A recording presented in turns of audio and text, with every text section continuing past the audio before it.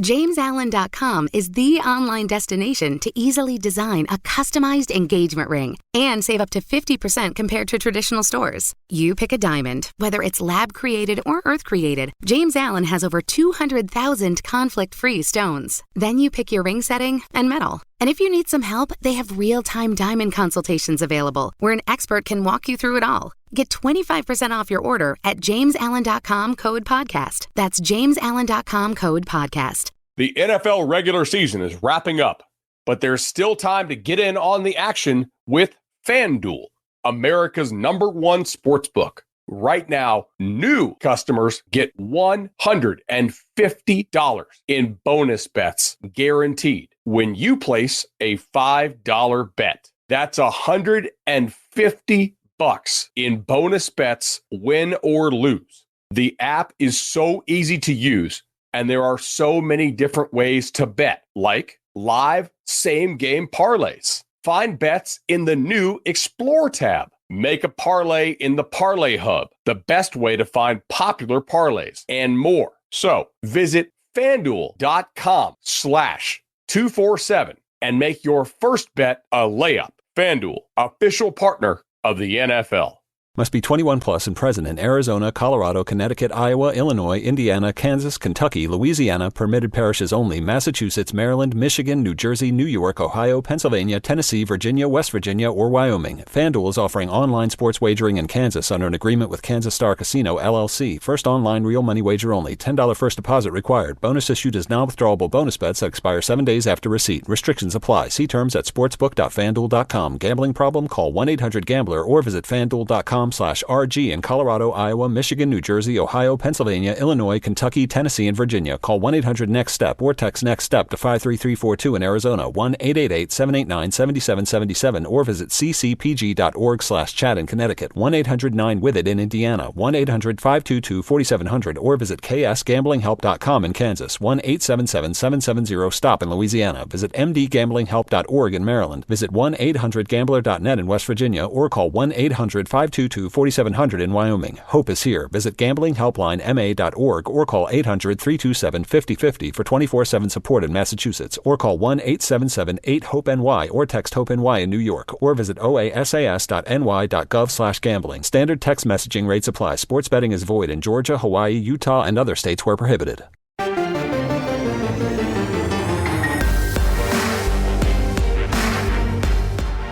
This is Kansas State's Daniel Green, and you're listening to the PowerCat Pregame Podcast on the 24/7 Sports Podcast Network.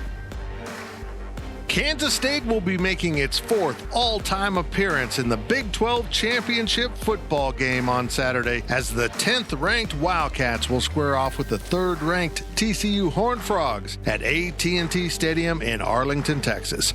The game will be televised nationally on ABC beginning at 11 a.m. with Chris Fowler, Kirk Herbstreit, and Holly Rowe calling the action for the network. And, of course, Kansas State and TCU in Arlington is the chosen stop for ESPN's College Game Day this week. Welcome to the PowerCat Pregame Podcast, sponsored by Robbins Motor Company. I am Tim Fitzgerald, publisher of GoPowerCat.com, and that's right, this is the 4th time that Kansas State has appeared in the Big 12 Championship game, and only the 2nd time in school history, as far as I can tell. The Wildcats will have a rematch within the same season. The first time it happened, well, let me know if this sounds familiar. Kansas State lost a 10-point decision to Oklahoma in the regular season, and then lost a narrow game in the Big 12 Championship later that year in Kansas City. Of course, Kansas State has already lost to TCU this season. Back in Week 7, a 10-point loss to the Frogs.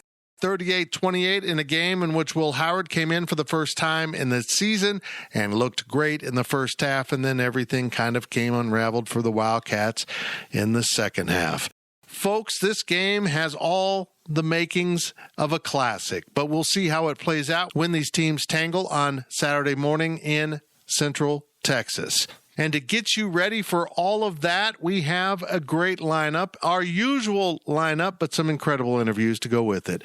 In the first half of the podcast, our own Ryan Wallace, who covers football recruiting and pitches in on team coverage, will join us shortly after he finishes watching the TCU K-State game from back in October for the second time. Bless him for doing so. Later in the show, we'll be joined by Brian Hanley, our football analyst, and he'll have some very interesting things to say about being an unbeaten team going into the Big 12 title game with so much at stake and maybe a shot at the national title. Why? Because he was an offensive lineman on that 1998 Kansas State team that took the Wildcats to the cusp of their first Big 12 title and the national championship game before being stunned in overtime by Texas A&M. Could K-State be swapping roles with the Aggies this week against the unbeaten Frogs? And then, of course, we'll finish out the show with our own Ryan Gilbert to talk about some of the odds and betting lines around college football as we take a look at the Power 5 schedule this weekend for title games. We throw in the American because we love them. And then we'll wrap up the show with my one thing to keep an eye on during the course of this game. And among the players you will hear from in today's pregame podcast will be Will Howard and Deuce Vaughn and Eli Huggins from the defensive side of the ball. And at the end of this first segment, after we talk to Ryan Wallace, we'll have an extended excerpt from Tuesday's press conference with Chris Kleiman about this game, about this team, and about this opponent. But before we get to our interview with our own Ryan Wallace, let's remember this. Win or lose, Kansas State is almost assuredly headed to the Sugar Bowl, either as Big 12 champions because they beat TCU and the Big 12 champion now goes to the Sugar Bowl, or as the replacement for the Big 12 champion TCU. If the Frogs win, they will be in the 4-team college football playoff, allowing Kansas State to go to the Sugar Bowl. And the likely opponent? You got it. It's Alabama. December could be a very big month for Kansas State football, but let's focus on the task at hand, which is TCU and K-State in the Big 12 championship. We are sponsored by Robbins Motor Company because at Robbins Motor Company, they strive to earn lifetime business and build relationships, selling quality cars, trucks, vans, and SUVs, and offering top-notch parts and service. Robbins Motor Company continues to be the title sponsor of the PowerCat pregame podcast.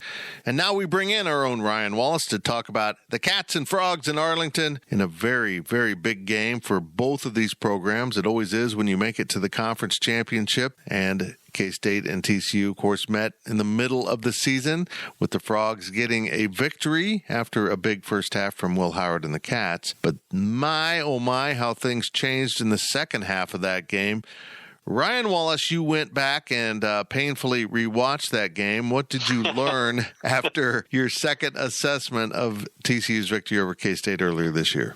Well, I went back predominantly because I wanted to see what was it that TCU figured out, in the second half. Was it something that TCU did? Was it something that K-State didn't do? And, for the most part, I came away kind of thinking that both teams did a lot of the same things from the first half. I think the difference for Kansas State was obviously they were doing it with different pieces. There were so many players that were injured either coming into that game and re-injured something or got nicked up. I mean, you start going down that list to refresh people's memories. You had obviously Adrian Martinez that played for a series. Then Will Howard comes in, and then remember he had to come off at some point during that game, and then Jake Rubley came in, and then Will Howard came back in. Ben Sinnott got nicked up in that game. Actually didn't have a single receiving target, so that tells you how much has changed, since the last time these two teams faced.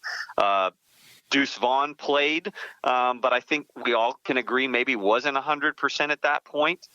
Julius Brents played, but was kind of nursing a hamstring injury. Daniel Green only played 16 snaps. Khalid Duke had the ejection for targeting. And then Josh Hayes at one point had to go to the locker room and then ended up coming back to the field. But I don't think he was running at 100%. And so, again, from the K-State standpoint of things, I just don't think they were at full strength, obviously. And you saw that really hinder in their execution in the second half. And then on the other hand, I think with TCU, I expected to, I guess in my memory thinking of them dialing up pressure and all this, they really didn't. I just think that they were executed a little bit more soundly on defense. Didn't have to go against Will Howard the entire second half either, because of the spell that he did come off the field. And so all in all, I think TCU kind of settled in, and, K-State's injuries and depth wound up plaguing them. Yeah, those injuries were just remarkable. And I've said this before. I've never seen anything like it. I've just never seen a team run through so many players with injuries in the course of a game, but only 2 of those injuries meant the play stopped because Will Howard was down and Ben Sinnott was down. Every other injury, it was like The Walking Dead. They make it to the sideline, and then next thing you know, they're headed to the locker room. We never see them again. And for me, the most troubling of those injuries in this particular matchup was Daniel Deuce Green. And I'm getting ready to record on Thursday a segment for CBS Sports HQ, and they asked me in preparation, who's the X factor? And I thought about it long and hard, and honestly, I thought about the offense mostly, and then I thought, hold on, the problem with this game the first time around was, as Chris Kleiman has said repeatedly, we couldn't get their offense off the field. And Kendre Miller, the running back, is so good that they could get him down on first contact. And that first contact quite often comes from a guy named Daniel Green. So I think getting Deuce back in the middle of the defense is just so vital for Kansas State, and they got to stay healthy in this game because we know this, the Frogs are physical. Some might say dirty at times. I went back and looked at the injury on Will Howard. Dude, that was dirty. I mean, he tried to punch the ball out and in the process actually punched Will, but then he gave the old arms out to the side, don't break my fall on the quarterback routine, which is dirty. I'm sorry. There's no way around it. And they just got to stay healthy through this game and be physical back. Match the physicality of TCU, which isn't easy. I think you nailed it, though, with Deuce Green.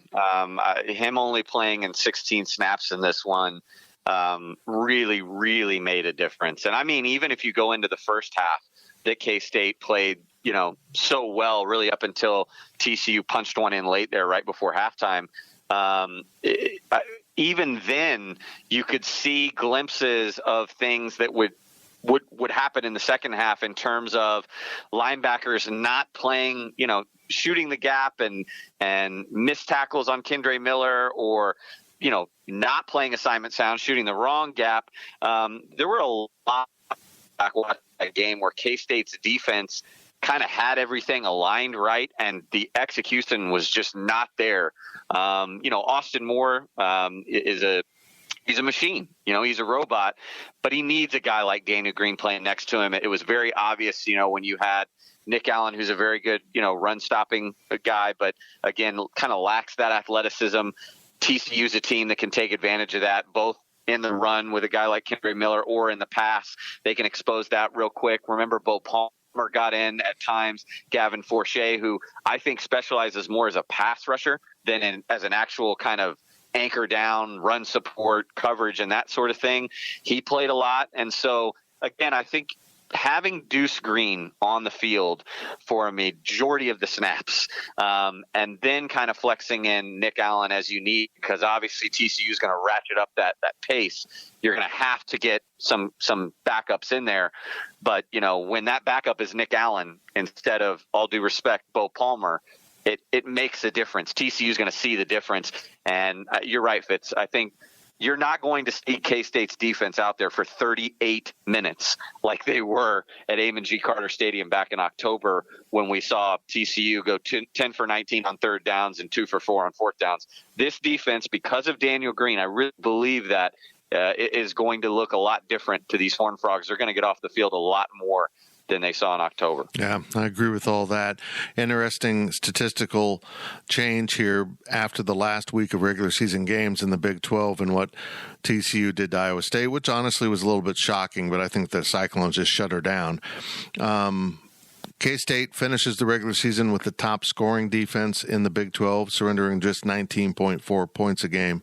TCU, of course, has the best scoring offense at 41.3. So this is a clash of styles.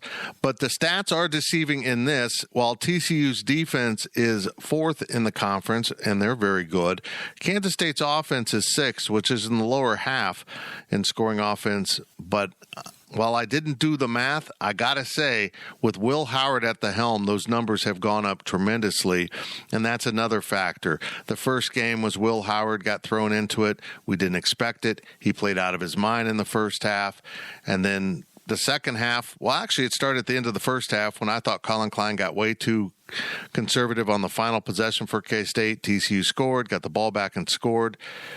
I think Colin Klein's a different play caller now, and Will Howard is a more advanced and mature quarterback because he's been through a number of games. This isn't the same K-State offense as we transition from noting that the defense will be healthier somehow, even despite the safety issues. The offense, I think, is a much different beast at this point than it was in the middle of the season when TCU first saw K-State. Yeah, I mean, obviously, the offensive line has to show up. And overall, they played well enough, I think, the first time against TCU. It wasn't a case of when you go into this Big 12 championship, being nervous about the offensive line because, again, two different halves, but also two different quarterbacks. Like you said, maybe two different game plans because of the quarterbacks. So I'm not worried about the offensive line at all. And the rest of this offense has just come together.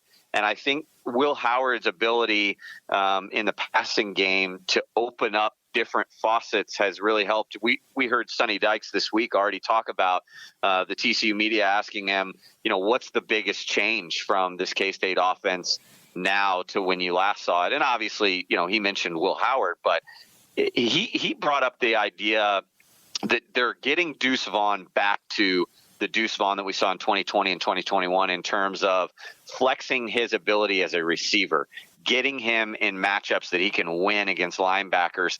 And while I agree with that, I also think that one of the areas that we've seen this offense really take shape here down the stretch has been at the tight end position. I think we've seen Ben Sinnott become a difference maker. We've seen them start to look Sammy Wheeler's way a little bit more. And remember, Wheeler caught a touchdown against TCU. So they're well aware, of his abilities and the threat that he can bring in certain situations. But now you add a guy like Ben Sinnott into the mix who was nicked up that first game against TCU. I think that's another thing. And that opens things up for Phillip Brooks. It opens things up for Malik Knowles and obviously Deuce Vaughn and maybe even DJ Giddens a little bit too.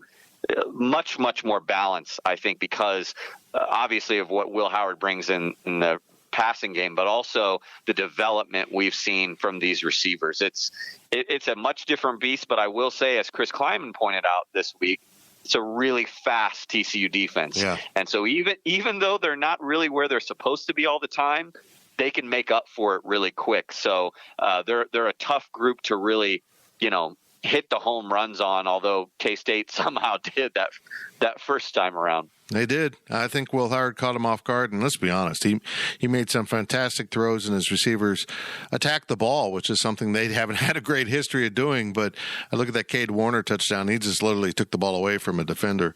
In K-State's going to have to be aggressive on the offensive side, and I don't just mean in play calling.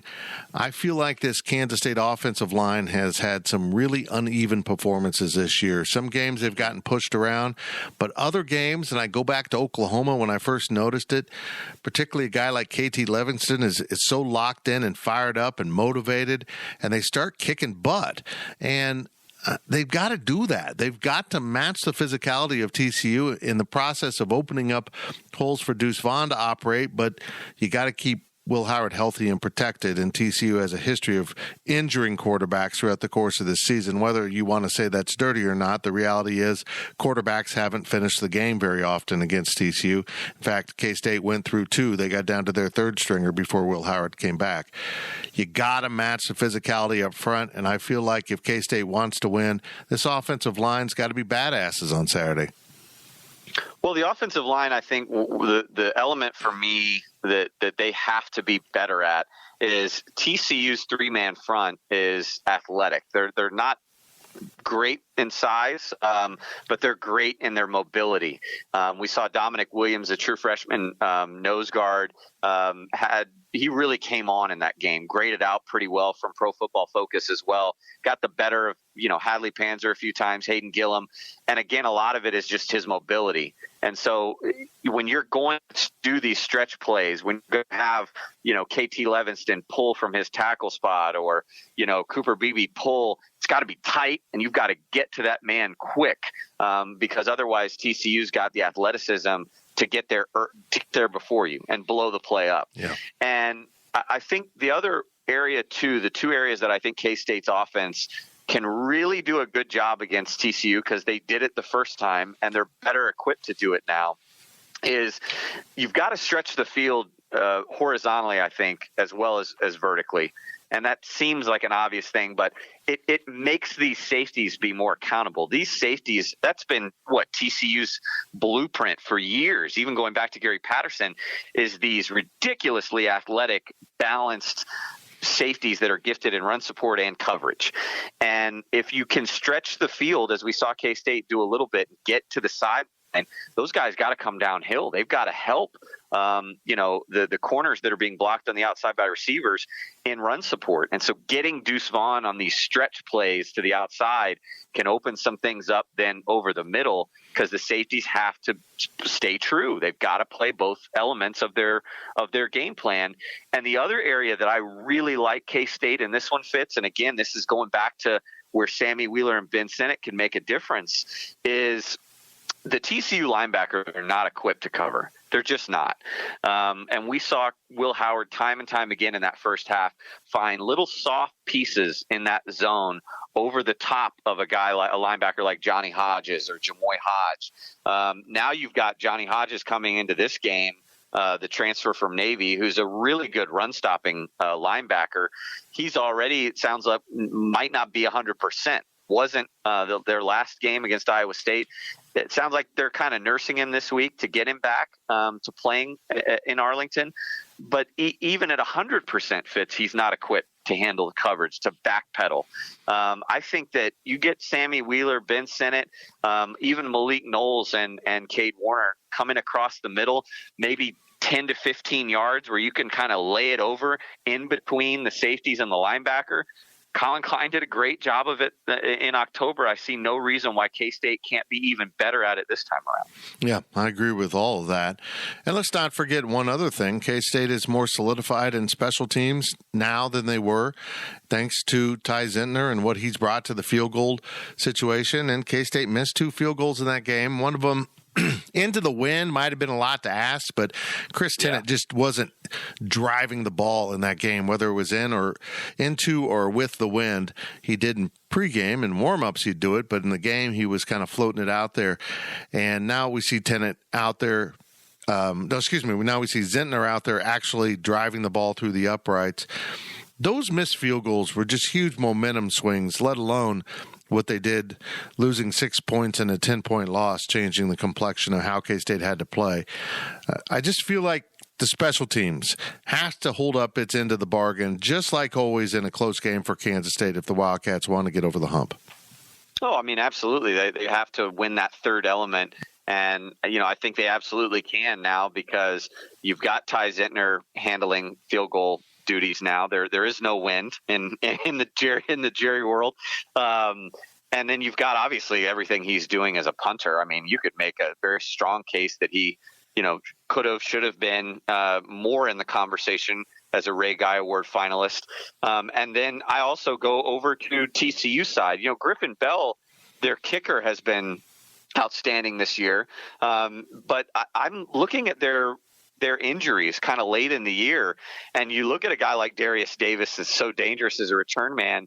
It sounds like they're getting him back to full strength. He's going to play, it sounds like, on Saturday. But is he 100%? Does that kind of, negate his threat and his ability as a kick return guy? Tay Barber, the receiver, I think he can do some damage too in special teams. He didn't play against Iowa State, and he's been so good didn't play against Baylor, and he's been so good since K-State last faced TCU. In fact, he's kind of become their biggest weapon with Quentin Johnston being out, although it sounds like he'll be back for Saturday. But Tay Barber's really taken that next step. But even he's, again, maybe not 100%. So I think for K-State and special teams, you might give them the edge, just not knowing, how strong and healthy some of TCU's critical special teams pieces are. It'll be very interesting. At the end of the day, do you think Kansas State can go down to Arlington and steal a Big 12 championship away from the grasp of an unbeaten team headed for the national title contention? It sounds familiar. It seems like I'm having flashbacks. Do you think K-State can get this done? I think a lot of it will hinge on, obviously, the defense. How these safeties perform. Especially a guy like VJ Payne that's getting more and more run now with injuries. Can they pressure Max Duggan? It's funny. I was actually conversing with a Big 12 support staffer that has some K-State ties. And so obviously he's prepared for both teams. I just asked him, where do you see K-State, having an edge? Where do you see TCU having an edge? And he said, I'll put it bluntly to you, Wally. I just think it's going to come down to which quarterback is more flustered. It's not even about blitzing or necessarily pressure, but just who has it in their mind that they've got to get rid of it, who's more uncomfortable. And when you go back and look at Pro Football Focus, the difference in Max Duggan when he's kept clean versus when he's under pressure is remarkably different. Pro Football Focus grades him at a 90.5 when he's kept clean. 73.9 completion percentage. When he's under pressure, that grade drops to a 53, 44% completion. The correlation to his passes that are 10 or more yards versus passes that are, near the line of scrimmage or, 5 yards and under, there's a massive correlation too with that. And so long-winded answer here. I think K-State can get this done because I think they have a blueprint now, having seen TCU once before, knowing kind of the strengths and weaknesses here, that this is a motivated team. This is a team that's well coached, that I think Joe Klannerman's going to, doesn't have to dial up a whole lot, but I think knows that the blueprint to fluster Max Duggan can kind of get them off their game plan a little bit. And again, playing with a lot of pressure and with a team like TCU, we think they'll probably get into the college football playoff even with a loss, but they're undefeated. They haven't been put in a lot of these scenarios, and we're deep into the season for a team that hasn't had a bye since, early September. So I think K-State's their worst nightmare because it's a team that just keeps coming, assignment sound, physical. And so I'll leave you with this, Fitz. I'm picking K-State because history says it's really hard to beat a team twice. 2021 Big 12 championship came down to Baylor and Oklahoma State. Baylor won. Guess who won the regular season? Oklahoma State. 2020 regular season, it was Iowa State that beat OU. Championship game, Sooners got the better of Iowa State. And even 2018, it was Texas and Oklahoma. Texas got the better of Oklahoma in the regular season, but it was the Sooners in the championship game. It's really hard to do, Fitz. And I think K-State has all the pieces in play to get it done because they're united front. They're, incredibly sound for the most part in the game plan. And again, I just think TCU's time might be up with this one. So I'm taking the Wildcats in a heavily entertaining, heavily competitive game. Yeah.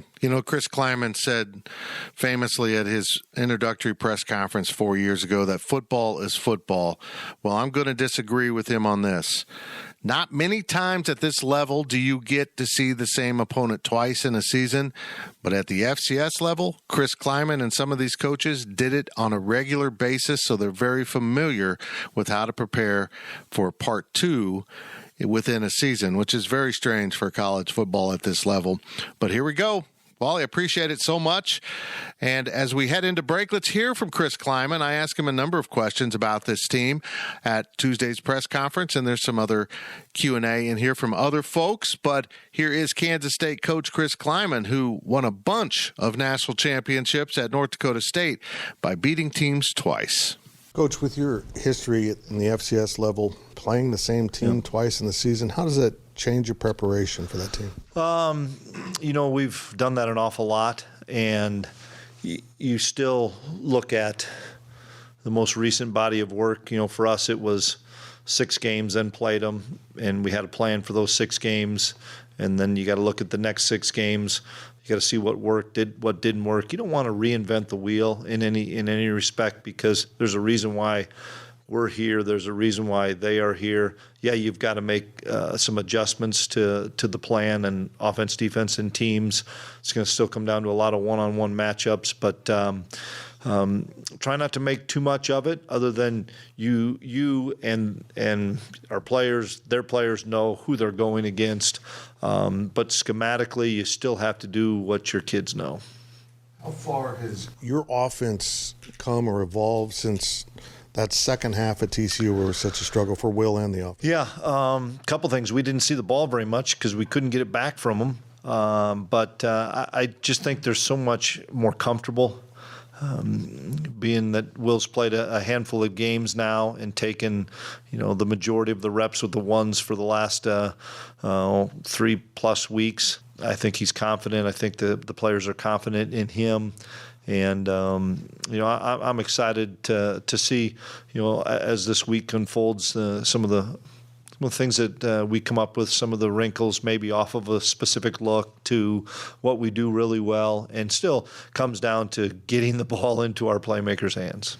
Teams often take the character of their quarterback throughout the team. Does TCU reflect Max Duggan's toughness and tenacity? Yeah, and you talk about a team that has overcome an awful lot of adversity as well. They've had a number of games where it came down to the last possession or two, and they found a way, whether it was on offense or on defense. The defensive effort they put out against Texas was phenomenal, to the last drive against Baylor where they have to have a hurry-up field goal to win it. You can tell he's the leader of the football team. I'm sure they got a bunch, but I'm just really impressed with him because he's such a competitor. You're getting kind of thin at safety. I think we saw Max Marsh play a little bit even last Saturday. Some of that, too, I think you were trying to pace Steiger's eligibility to keep his red shirt. Did that play into it? Yep, a little bit of everything. It's all I can say is a little bit of everything. Max has taken a lot more reps. Mashmire's probably taken a lot more reps than Kendre over the long body of work. Because Kendre wasn't here for spring ball, missed a good chunk of the summer, was here for fall camp, played a couple of different positions. We were still learning about him, trying to hold his shirt if we could. And that was a unique game plan last week. KU does an awful lot of stuff with some motions and things that maybe Max and Mash had seen a lot more than Kendre. Everybody's on the table to play this week. They have to be. We'll mix and match as best we can back there. Again, positive thing is we didn't lose anybody from the game against KU, so everybody should be available. I think this was kind of the timetable maybe you were expecting to maybe get Adrian back. Yeah. What's his status? Will's going to be the guy, and Adrian has helped us get to this moment without question because of his body of work that he's done in the first half of the season. There's an outside chance that he could be available this week. We'll learn probably more Wednesday and Thursday, and if he is, like I said, Will will be the guy, but we've got to have a package or something for Adrian just because of the unique skill set that he does have. Coach, I want to ask you about Will. He talked about after the game on Saturday, he talked to the guys after the TCU game and said, we feel like we're going to see these guys again. Have you kind of felt that attitude permeate throughout the locker room? No. That's more of a player deal, I'm guessing. We lost that game, and we had to find ways to continue to get better and try to win each week because we had a tough schedule still ahead of us. And I know as coaches, we never had that cross our minds. We were trying to get ready for each upcoming opponent. And once again, if you try to look ahead, you're going to get knocked off and beat. And so never came across my mind. I'm sure the guys talk about a lot of things. And it never really entered my mind, honestly, until after the West Virginia game where it was, okay, we know if we win, who the opponent's going to be. Even though TCU had probably secured their spot long ago, we never even thought about that stuff. So then at least we could start some advanced scouting on them. And when you think about that game against TCU, you guys obviously had a lot of injuries. Kind of taking time to reflect on it, did that maybe help your depth in the long run? It could have. There's a lot of guys that, as you watch the tape, that played, especially on defense, that either are not playing right now or helping us on special teams. You forget we played 3 quarterbacks that game. I mean, when I was going back and looking at it, forgot that Rubes even got in there. But no, that was a physical game. We lost some bodies, but they came back and beat us. I mean, we can say all we want about we didn't do this or didn't do that. Give TCU credit. They came back from being down and stayed the course and stayed in the fight and found a way to get ahead and win the ball game. And we have to find ways to finish plays, finish drives, get off the field on defense. That's the biggest thing that I think that disappointed us is we couldn't get off the field on defense. Thus, our offense just never had the ball much in that second half. In what ways would you say TCU is maybe different now than they were when you guys first played them? They're better. I hope we're better for going through the games that we have. After even though we suffered one loss after that, we had some really good road wins that and in tough places to win. And so I think our guys gained some confidence there, but I know they're better. They've had tough games. It's not like, you take this last week where they got after Iowa State, exception of that, they had hard-fought wins. And when you have those games, it makes you better because you got to find ways when maybe it's not going right all the time, whether it was them playing Texas Tech to playing Baylor to playing Texas. I mean, it's coming down West Virginia. All those were battles, and same with us. Just finding a way to win, it makes you better, makes your guys feel more confident when the game gets in the fourth quarter that you have a chance to win. Coach, after 12 games, how would you describe this version of Kansas State? One, we've become more disciplined. Our penalties have been down. Our turnovers have been down. We've been opportunistic with our offense when we get turnovers. We have stayed in the fight when things aren't going well, to the questions we have before of, boy, we can't stop somebody early on. We stay in the fight, to we're not doing real well offensively in the second half at times, to staying in the fight. I think our guys know it's never going to be easy, and they have to find a way to stick together, believe in each other, believe in the process, believe in the program, that if you attack each day one day at a time, get yourself prepared every day to be good on Saturday. And our kids have done a phenomenal job from the last practice on Thursday, and we talk about this every week, the last practice on Thursday to when we play that game on Saturday, whether that's 48 hours to a night game to about 40 hours to an early afternoon or morning game. They attack the heck out of that last 40 hours with all the preparation, all the walkthroughs, all the meeting to make sure that they're focused and ready to play. That does it for the first half of the PowerCat Pregame Podcast, sponsored by Robbins Motor Company. When we come out of break, you will hear from Deuce Vaughn and Will Howard about this game, about where this team sits in its preparations for game number 13, the game that will decide if Kansas State does indeed win the Big 12 championship. We will be right back with more on the PowerCat Pregame Podcast. This is Kansas State's Felix Enrique Uzama. We'll be right back with more of the PowerCat Pregame Podcast. Diets and workouts, you've done the work, so why can't you get to your goal weight? That's because up to 70% of your weight is predetermined by your genetics. So while you've been told that it's all about your willpower, you're actually fighting your biology. Don't do it alone. Found's Doctor Design program uses medication as part of a treatment plan that targets your body's unique biological needs, so that your body works with you and not against you. Take the quiz at joinfound.com to see if Found's weight loss program is right for you. Listen up. I won't sugarcoat it. This is the longest cold, flu, and allergy season we've ever seen, but we're not alone. We've got Instacart.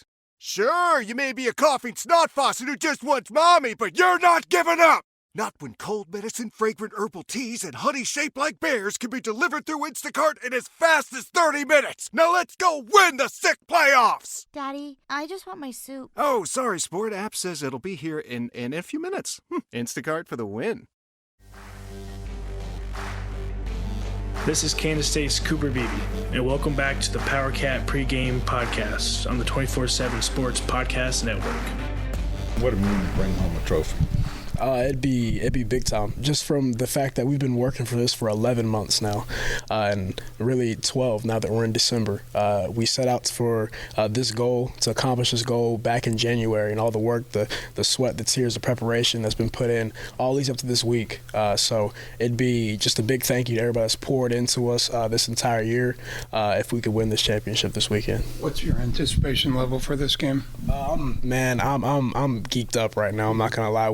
When I woke up on Monday, everything had to be amped up. The way you watch film, the way you take care of your body, the way that you practice, the way that you just go through everything throughout your day. Because man, this is it. This is what you've worked for. This is what we worked so hard for. You can't let up the gas right now. And that's kind of what's been echoed as a team. And I feel like we're doing a great job, even though it's only Tuesday. 12 games later, what do you know about this team? Man, we got 115, 120 guys that have all types of different roles on this team, but all have bought into that role, understanding that they're crucial to the success of this team. They're crucial to everything that goes on inside this building. And, man, just the team and the family atmosphere that we have on this football team gives us a chance to go and win every Saturday. Man, we're out there competing for each other, playing for each other, and that's big in the football team. How you feeling going up to the Big 12 championship game? It's awesome. It's a really good feeling because, it's what we've wanted, and it's our goal that we've had, and just to be able to make it isn't enough for us, but it's cool to be able to be in the position that we are and to have the opportunity to go achieve our goal, and I'm really looking forward to the opportunity.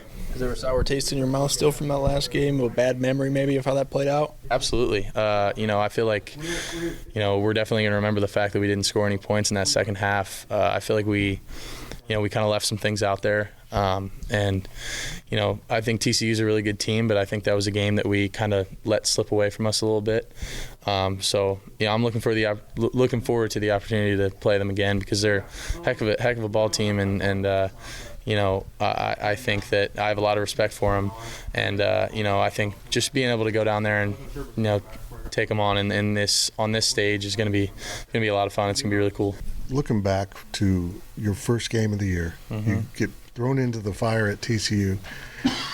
Honestly, when you look back at that, were you kind of like, hey, I'm out here dealing. This is going after what you've been through. What was that like? It felt good. It brought some confidence, and it felt like I was finally kind of doing what I was capable of doing. And it was kind of refreshing a little bit, to kind of felt like I had kind of gotten over that hump of that struggle, and I know there's going to be struggles in the future. I know it's not all going to go perfect, but it just kind of showed me what I was capable of and kind of proved myself right. You always say like you want to prove everyone wrong, but kind of prove myself right, and that was what meant the most to me, and it was really cool to kind of see that kind of work out a little bit. Obviously, not getting the win, that at the end of the day, it didn't matter what I did if we didn't get the win. So I'm excited to get another shot at these guys. I think they're a really good team, but they're beatable.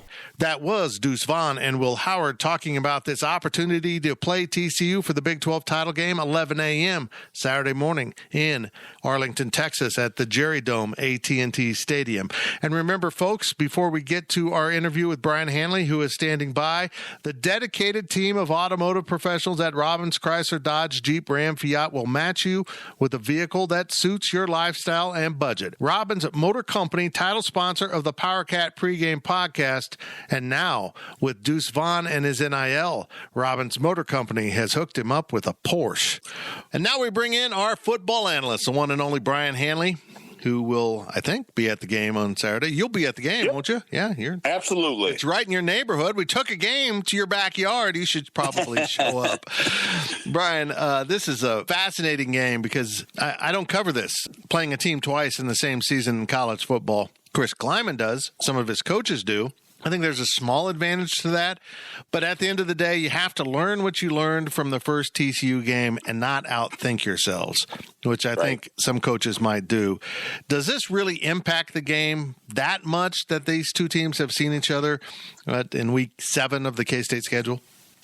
I don't know if it impacts it, tremendously, but I definitely think there are things that you get from it. I have no experience. Well, I take that back. In junior college, we did play the team once. But the one thing that you can get is kind of the speed of the game. Not that you don't know it, but speed of the game is different from week to week based on who you play. And you get a sense of that if you've played somebody. So the one thing about this, it's a championship game, Big 12 championship. Things will be ratcheted up just a notch, just because of the atmosphere. So the adrenaline will be a little higher, but you can get some stuff from it. You absolutely can get some stuff. You can look at tendencies and things of that nature, but it'll be a different game plan, I'm thinking, on both sides. Yeah, I would agree with that. And, of course, Will Howard came in for the first time this season and shocked us all in the first half. I asked Will about that on Tuesday, and he was a little bit shocked, that everything was going so smoothly. Then K-State lost its way, particularly on the defensive side of the ball where so many injuries piled up and they couldn't get TCU off the field.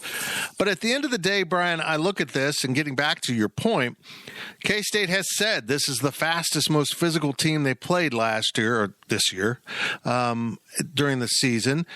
And they got to match that. They got to match the physicality. Yeah. Even if you can't quite match the speed with some of those safety absences, you have to match or exceed the physicality. And I don't feel like they did that in game 1. They didn't. It just the tackling, the fits in spots where they were supposed to be, and they tried to run around tackles and run around blocks. You can't run around blocks in big time football. It's impossible. When you do, you leave holes, you leave gaps, and that's what happened. Now, a lot of that was because guys got hurt, and the guys that we had to put in, weren't used to the speed, weren't used to the physicality, but it happened a little bit before guys started getting hurt too. I don't want to just let injuries be the main excuse for all of that, because you can see the wheels starting to unravel a little bit. Having said that, it doesn't mean that things can't change, and it doesn't mean that we don't have a defense that can match that intensity now, because that's what they're going to have to do. TCU is fast, they're physical, we're just going to have to match it. Yep, they really do, and they're going to have to get some pressure on Max Duggan and make him a little bit uncomfortable. I'll be curious to see how they go about that, because I think it's obvious he's less productive when he's under a little bit of pressure, and you give him operating time, he'll cut you apart. But I want to delve into your expertise as a former offensive lineman here, because again, with the physicality, I felt like Kansas State lost control of its offensive side of the ball in the second half. They were getting outmatched, outpowered, out-want-to'd, if that's a phrase you want to use, by the TCU defense. This offensive line for K-State has been up and down.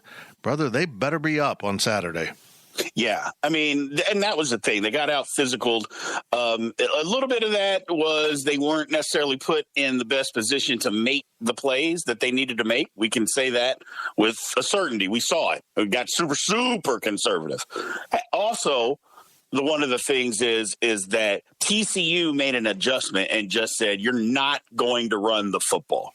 And they didn't allow us to run the football. And they said, if you're going to throw it on us, which you did in the first half, fine. We'll let you throw it. And we weren't able to hold up even really with pass protection or anything. It was bad in the second half. We got ultra conservative. Will Howard had that shoulder injury. I think it was a shoulder injury. Yeah. And so it was just, it was just a bad half of football all around. But the offensive line has to be physical the entire football game, not for a half, not wait to see what happens in the first half and get it going in the second half like against KU. We have to come out and be the more physical football team right off the bat without question. Well, I mentioned this to Ryan Wallace, and I don't want to harp on it too much, but I went back and watched that injury to Will Howard, and it was dirty. The defensive player did the whole arms out at the side, free fall with all of his body weight onto the quarterback. I think it should have been a flag. But putting that aside, does that make you, and the fact that they've injured 5 starting quarterbacks, intentionally or not, They're very physical, and they will get you if you expose your quarterback. Does it make you maybe pull your reins in a little bit with the quarterback run game to not expose him to these open field shots? I mean, you can do that, but it depends on, is that going to be a big part of your game plan to win the football game? Because if it is, this is the Big 12 championship game. You let it all hang out. That's just my opinion. If your quarterback run game is how you're trying to win, then it is what it is. Injuries are going to happen in football no matter what you do. You can run the safest play in the history of football and somebody can get hurt.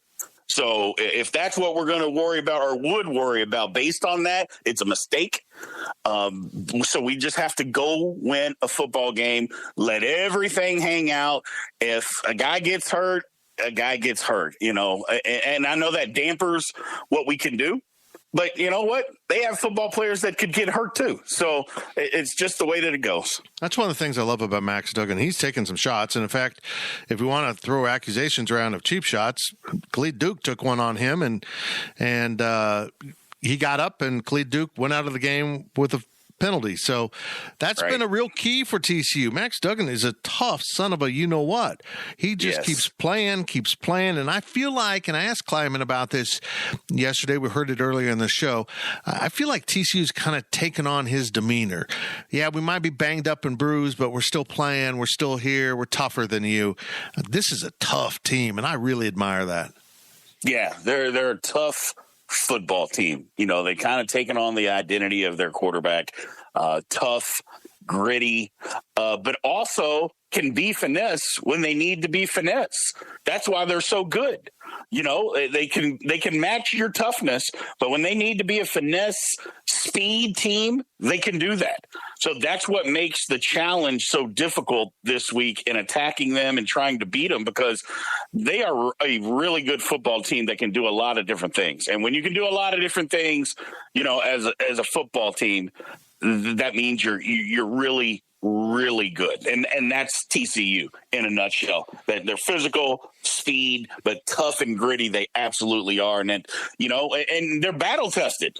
I mean, heck, all these close games and games that they've come from behind, you can't do those things if you're not tough. You just can't. Okay, I want to set all of this up with a few things here. First of all, you're a good friend, and I love you, brother, but we got to talk about 98.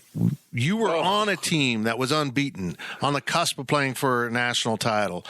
It's all there in the championship game against a team that is viewed as inferior to you, and it slipped away.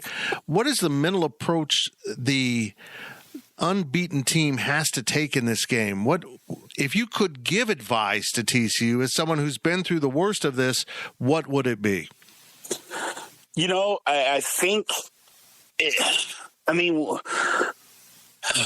would say if I was giving TCU advice, don't treat it like a normal football game. I know that everybody's, it's just another football game. It isn't. And if you can't handle pressure at this stage of the game, then you shouldn't even be playing. That's just my personal opinion.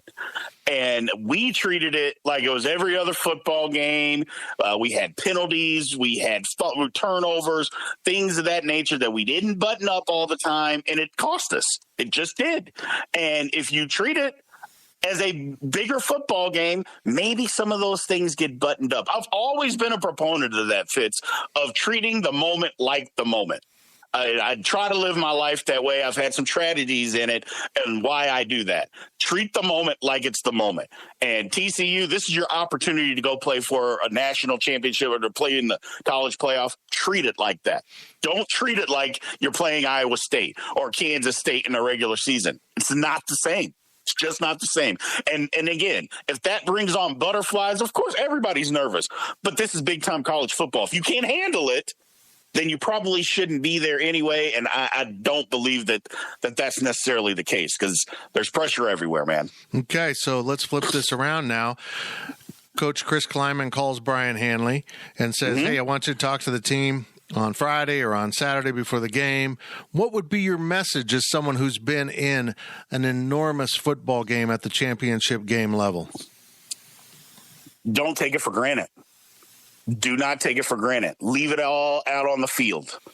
This is your opportunity to make a mark on not only this season, but in college football history. And what I say history is to potentially knock somebody out of it. I mean, this is your moment to shine and to win a Big 12 title. Don't take it for granted. Leave it all out on the field. You don't know when these operate. I mean, when K-State's never been in a champ. Well, I take that back. We were, was it 2000? The last time we were in a championship game? 2003, yeah. Yes, 2003. That's right. So it's been a while. I mean, needless to say. So, it's just don't take it for granted. Leave it out on the field. This is your moment to shine. Yeah, there's pressure, but you know what?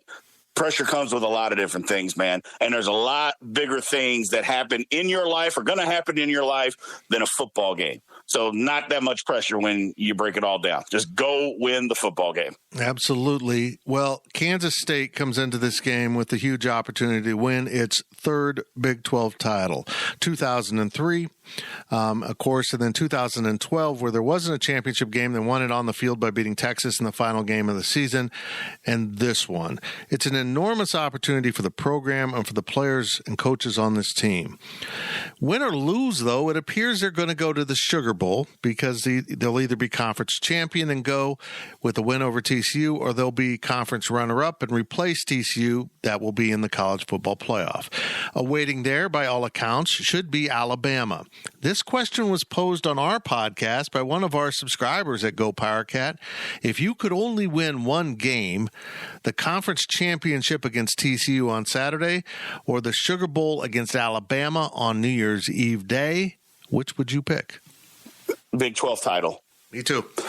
Nobody remembers who won the Sugar Bowl in, I don't know, let's call it 2015. Who won the Sugar Bowl? Nobody remembers that. Everybody remembers who won the conference championship. It's just the way it works, man. If it's not the national championship, and I'm not saying those games aren't important. So I don't want anybody to think that bowl games and big time bowl games aren't important. They are crucial to especially the Kansas State program. But everybody remembers a conference title. That's just the way that it works these days. And it's more important to your program to win a conference title than it is to win the Sugar Bowl. It's great to be in the Sugar Bowl. But to say that whether you won or not, because circumstance, especially in this landscape, the circumstances, you have no idea what's going on. It's just way more important to win the conference title. Yeah, I totally agree with you, but I also don't agree with the premise of the question. Just go win both and be fantastic. There you go. So you go. I've never asked you this question, and I'm curious because I remember where I was when I saw Michael Bishop fumble. I was walking along the sideline, heading down to cover the post-game celebration, and I saw the ball slide down the side of his leg, and I looked at the guys with and said, I think Michael just fumbled. What do you remember from that play? I was blocking a guy. I can tell you exactly what happened. It was quarterback draw. It was open. He had the first down. And I remember my guy ran up the field, and I'm thinking, oh, man, because it was behind me and Randall Cummings. I'm like, this is going to be wide open. And it was. And I remember there was kind of he got hit and he was moving. And then the ball came out, and I'm just thinking, oh, my goodness. I go, all he had to do was fall down. But there was a lot of people. I'm not saying it wasn't his fault. There was a lot of people there. He just got hit, and the ball came out. And I just remember kind of running after it, but there were way too many people in front of me. And I thought, unbelievable. I was like, it's just not going to be in the cards for us. And I know that's a bad thing to say, but I'm an honest person. I'm like, literally, the game is over if he gets to the ground. The game would have been over. And he just couldn't get to the ground. I've been around a lot of football, and I'm just like, man, they don't. The football guys don't want us to win today. Yep. Because we had the game. Yep. We literally had the game. Well, with all that said, I will still get in a bar fight to say Michael Bishop might be the greatest college football quarterback of all time. At least my lifetime, and I'm old. He was absolutely magic. Yeah, I will fight anybody tooth and nail. I will talk, not fist fight, but I will get into any argument about being a competitor. He revolutionized what quarterbacks are in the college game as far as running quarterbacks. It was him first. It was him. And everybody copied off of what Coach Snyder put together with Michael Bishop. No ifs, ands, or buts. Anybody that tells you different either doesn't know or they're lying. Well, if that bar fight ever comes, I hope I'm with you, because there's not many people in this world that I can hide behind or would trust to take care of me. And one of them would be you. So that's good. Oh, okay. That's good. Brian, thank you so much. I'm really anxious to see this game because I think K-State's going to come out with everything blaring, shooting, aiming at the Frogs. I think it's going to be an awfully good game. Yeah, I think it's going to be a really good football game. And just what you said, I think K-State, they're going to leave everything out there. And you have to. No bullets left in the chamber. You can't do it. I know that's a bad thing to say in today's day and climate, but I'm going to say it anyway. You can't leave any bullets in the chamber. Just let them all loose, and whatever happens, happens. This is our moment. It literally is our moment to, I'm not going to say shock the world, because, again, we're a good football team, okay? But it's our opportunity on national TV for everybody to see, you know what? Kansas State is really good. And all it takes is one or two other kids to see the same thing, and it will just help the program, man. Because that's all I'm about, getting the program better each and every day. Thank you, Brian Hanley. And now let's bring in our actual player interview. And it's Eli Huggins, one of my favorite players on this team, because maybe the biggest recruiting wins for Kansas State this offseason wasn't in this recruiting class. It was getting Eli Huggins at nose tackle and Ty Zentner as a specialist to return for their super senior seasons. That's right, the 6th year, because of the COVID season, they were rewarded. And both of them have played significant roles on this team. But now let's get to our chat with senior nose tackle Eli Huggins. And after that, we'll hear from our own gambling expert, the man who knows the lines and has a lot of thoughts, Ryan Gilbert. But here is Mr. Eli Huggins. Man, it's been a journey. A few ups and downs, a lot more ups and downs, I'd say. Had a goal of making it to where we're at right now. I guess we didn't take the easiest path there, or maybe the path we planned, but we ended up where we want to be at the end of the day. Coach just talked about the fact that the big difference the first time with TCU was you couldn't get them off the field in the second half. What do you guys as a defense need to do differently? Tackle better, communicate better. I mean, that's been pretty much all year long. Anytime we've had issues on defense, it's come down to tackling and communication, which sounds so simple. But it's tough, especially when you're playing the quality of backs and receivers and stuff we're playing in this league. And we're fortunate to have such great fans. It just gets so loud sometimes it's hard to communicate out there. So we're working on all those things this week. If we shore that up, I think we'll be successful. How big of a problem was that this last Saturday with the crowd noise? Yeah, that was probably the best crowd all year, in my opinion, especially with the weather and everything, to still stick it out and be there and be loud. We just had to simplify some things down and make communication easier. How difficult is TCU to handle up front? They've got a good front, no doubt. I'd say they're definitely top half of the conference. Their center's a really good player. Their guard's probably one of their guards, probably the best guard in the conference besides BB. So, yeah, they've definitely got a good front. Could you have envisioned being in this place when you played Stanford a year ago? Yeah, it's weird how everything comes back around. I was hoping to be in this place. I came back for my 6th year for a reason. I knew we had a really good team and a good opportunity. There's not many opportunities that you get to play a team 2 times. So definitely have a little chip on our shoulder, have something to prove. I don't want to say I'm happy we lost the first time, but it's hard to beat a team twice. So I think we're in a good spot. And now we bring in our own sports betting expert, Ryan Gilbert, who actually does well at sports betting, unlike your host here. And usually, Ryan, this segment's all about the Big 12, but there's only, I don't know if you know this, one game in the Big 12. It's K-State and TCU.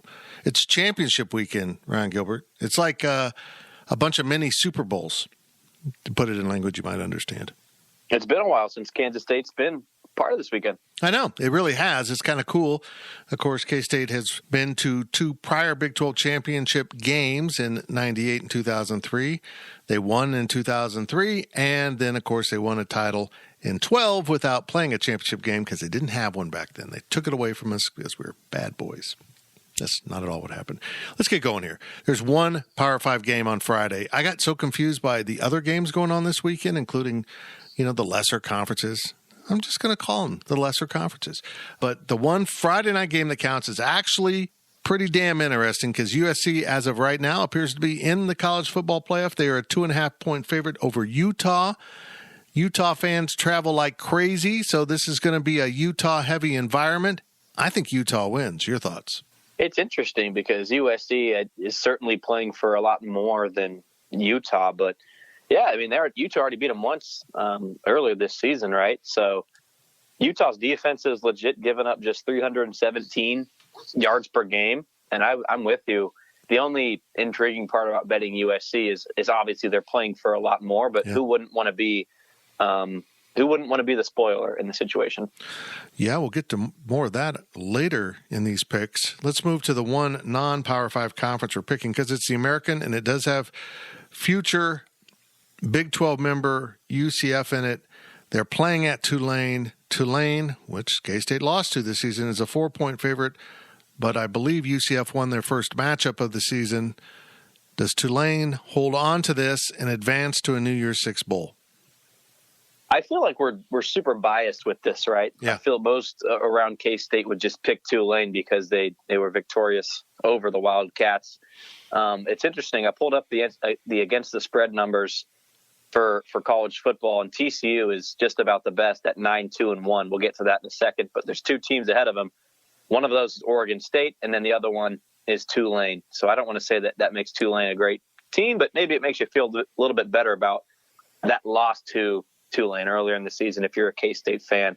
I'm going to go ahead and say that our biases are kicking in here. I'm going to go with Tulane because I don't think we can say it enough how impressive they looked when they were here in Manhattan a couple months back. So I like Tulane here. The stupidity of conference championship games when you have divisions is on full display this year. Let's start with the SEC, where Georgia has to beat LSU, and LSU's had a good season, good enough to win what was once thought to be the best division in all of college football, the SEC West. That's not particularly true this year. Gills, Georgia's a 17.5-point favorite in their conference championship game.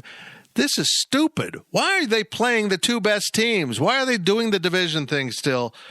But that's a lot of points. Does Georgia cover 17.5, winning by 18 or more in the SEC title game? Well, it's the exact same thing with the Big Ten, right? Mm-hmm. Yep. It's another 17-point spread. We'll get to that in a second. But Georgia's, it goes without saying, going to win this game. I don't think anybody's going to put money on LSU to win. Maybe I'm wrong, but 17.5, a lot of points. So it could go either way against the spread. But Georgia's just been a much more dominant team this year, right? Yeah. So I think it's either Georgia or you stay off. Yep, I agree. I agree. LSU's unpredictable. I mean, losing to Texas A&M was unforgivable. Lost their eye on the prize, and here they are. You mentioned it. Michigan is a 17-point favorite over Purdue. And I mean, seriously, Purdue's in the title game. Purdue. We just mentioned the SEC West used to be the best conference or division in a conference.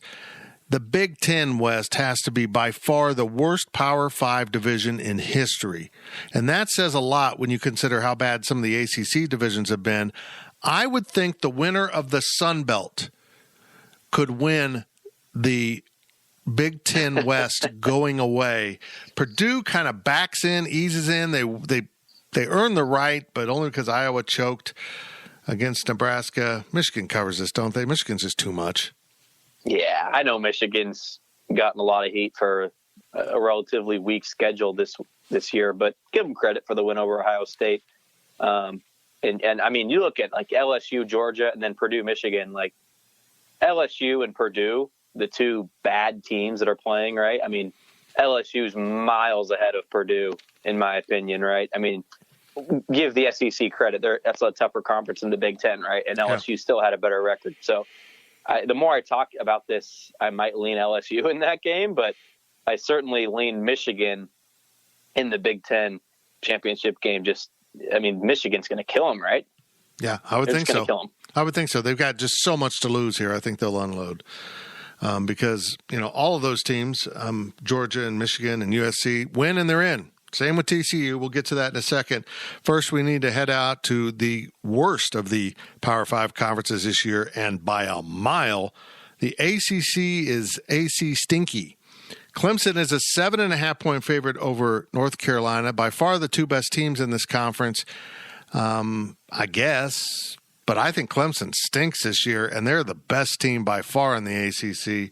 First of all, I wouldn't bet this game because I simply don't care. But Clemson wins this, don't they? I mean, they win this by more than 8 points, don't they? Yeah, it's funny. Does every Power 5 conference just stink? Yeah. Besides the Big 12? They get so loaded in a division, and for the Big 12 not having divisions, the whole conference got loaded in the process. Yeah, that's true. But yeah, Clemson, I think Dabo Swinney's got a lot more experience in a big-time game like this. Obviously, the stakes aren't as high as they've been in the past, but I'll take Clemson. I'm with you. Yep, Dabo do win this game. Here we go. TCU's a 2.5-point favorite over Kansas State in the Big 12 Championship. College game day will be on hand. Bright lights, big city in Arlington. Two purple teams. A great matchup the first time around. Who wins this, the Frogs or the Cats? I think the line of this game is really good. I mean, I was thinking it'd be around a 3-point line before this line came out. It's interesting because TCU was undefeated. K-State's lost 3 games, and they're playing in a neutral site close to home. They're only favored by 3, and that just shows you how kind of disrespected they've been from Vegas. Like I mentioned, they're 9-2-1 against the spread this year. If you bet TCU every game, you've made a lot of money, and the same can be said for K-State. 8-3-1 against the spread. Both really good numbers for both of these teams. But the line of this game just shows you how TCU doesn't really seem like an undefeated team, right? They've had a lot of close calls this season. Give them credit. Good teams find ways to win games. But this is a tough one. It really is. And Kansas State's obviously wanting to play spoiler. TCU's trying to go to that college football playoff, which I think is interesting. Fitz, have you seen the simulations of, K-State can win and there's a chance they get into the playoff? And that doesn't seem like it's possible at all to me, right? No, it doesn't. Not those numbers are out there. The computers are out there. The computers are much more respectful of TCU than Kansas State than the actual committee. But I don't see any way. No 3-loss teams getting in the playoff. I just don't see it at all, even if your resume looks as good as Kansas State does. I mean, even their losses are Tulane, Texas, and TCU, and those are all 3 ranked teams. But no, I don't see it. But boy, we could be in for some surprises on Championship Friday and Saturday if there's some upsets and shake things up. But boy, the committee's got to get Ohio State in. It's their number one commitment. They got to. What about our old friend Gene Taylor? Is he not going to help out? I think so. I mean, he's technically got to leave the room at certain times. But folks, if you don't know, the Kansas State AD will not be at the Big 12 title game because he, along with the rest of the selection committee, are sequestered in a hotel ballroom, I assume, in Dallas. They keep saying room. I don't think they're in there with 2 queens and about 12 people. I think they'll be sequestered away, and they're going to watch a bunch of football and talk a bunch of football, but Gene can't be at the game. It's the price he pays for fame. It's not easy being important, let me tell you. You would know. You would know. Yeah.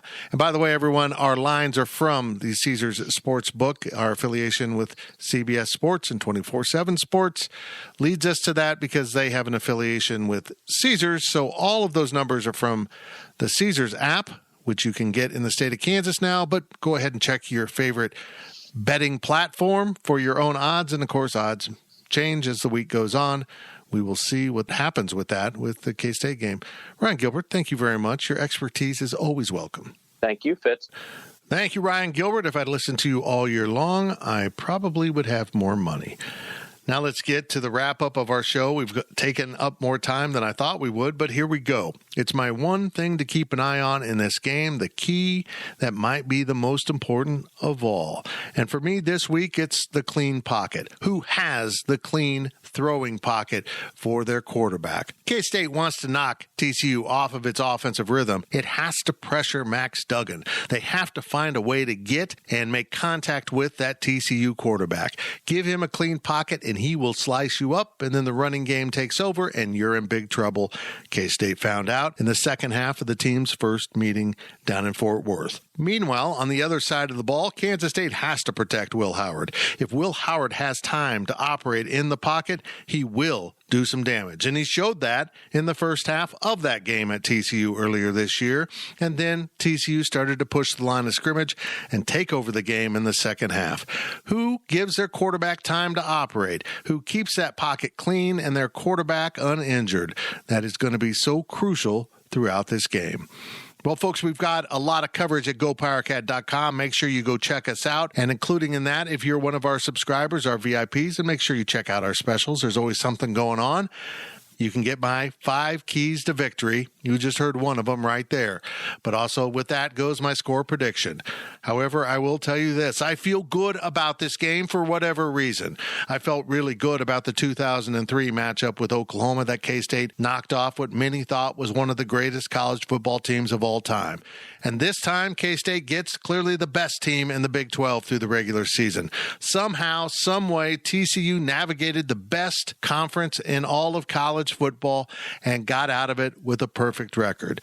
Kudos to Coach Sonny Dykes and the Frogs and Max Duggan and everyone on this team for a season well done. One more game isn't fair to TCU. They should be in the playoff, no questions asked. But this conference has decided to add one more game and go back to the championship game because in 2014, TCU and Baylor were left out of the college football playoff and Ohio State was included because they lacked one final data point, a championship game. Now advanced to 2022, and TCU will have that extra data point, and if K-State can upset the Frogs, again, they might be left out of the national championship picture. Why? Because Ohio State isn't playing this weekend. They did not qualify for their championship game. And because of that, a TCU loss might mean Ohio State will advance. Why? Because they didn't have the final data point. That's college football right there. I think the Cats do win. I hope TCU gets in. They're more than deserving to be in the playoff. And whatever happens with the Cats, the next stop after Arlington is the Sugar Bowl. One step at a time, though. Kansas State would love to win a Big 12 championship. We thank our friends at Robbins Motor Company for their continuing support. K-State fans, visit the Robbins Chrysler Dodge Jeep Ram Fiat location on Anderson Avenue in Manhattan for an exciting test drive. Robbins Motor Company, title sponsor of the PowerCat Pregame podcast. The GPC crew will be arriving in the Dallas area on Friday afternoon. We might throw together a kind of a meet-up, so keep your eyes on Twitter and our message board, Wabash Station, if you're interested in dropping by to say hello. Nothing formal, just a place where we will be. And I know where I will be on Saturday morning, and so will many of you at the Jerry Dome. So here we go. Folks, I will see you at the Jerry? I guess so. Cats and Frogs, 11 a.m. Saturday, Arlington, Texas. Thank you for listening to the PowerCat Podcast. Make sure you're subscribing to our show at Apple, Spotify, Amazon, or wherever you get your podcasts. PowerCat Podcast, all rights reserved, GoPowerCat.com.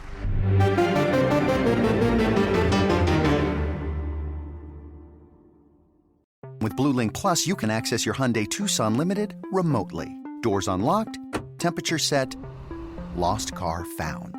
There it is. Get complimentary class-leading Blue Link Plus. Call 562-314-4603 for complete details.